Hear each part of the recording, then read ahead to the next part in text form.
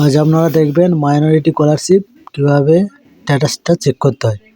প্রথমে সাইডে চলে যাবেন, WBMDF স্কলারশিপ ট্র্যাক অ্যাপ্লিকেশানে যাবেন। ওখানে গিয়ে আপনার ডিস্ট্রিক্টটা সিলেক্ট করবেন, কোন ডিস্ট্রিক্টে, হাওড়া যেহেতু হাওড়া করব, দিয়ে ওকে দাবাবো। ওখানে ওকেতে ক্লিক করার পর এরকম চলে আসবে।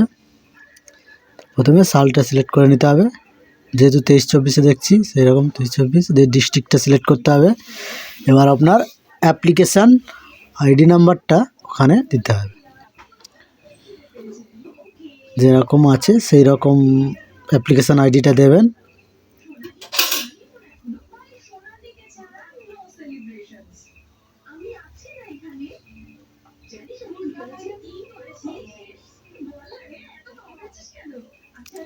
দেওয়ার পর ডেট অফ বার্থটা দেবেন, যে ডেট অফ বার্থটা আপনার সময় দিয়েছিলেন বা জন্ম সালটা দেবেন ওখানে। ক্যাপচাটা ফিল আপ করবেন,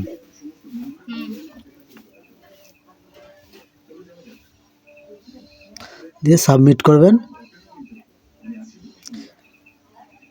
সাবমিট করার পর এরকম একটা নোটিফিকেশান চলে আসবে, দেখতে পাবেন ওখানে আপনার কি পজিশানে আছে বা কিসের জন্য রিজেক্ট হয়েছে বা অ্যাপ্রুভ হয়েছে কিনা, টাকা পেন্ডিং আছে কিনা, সমস্তটা এটা দেখতে পাবেন।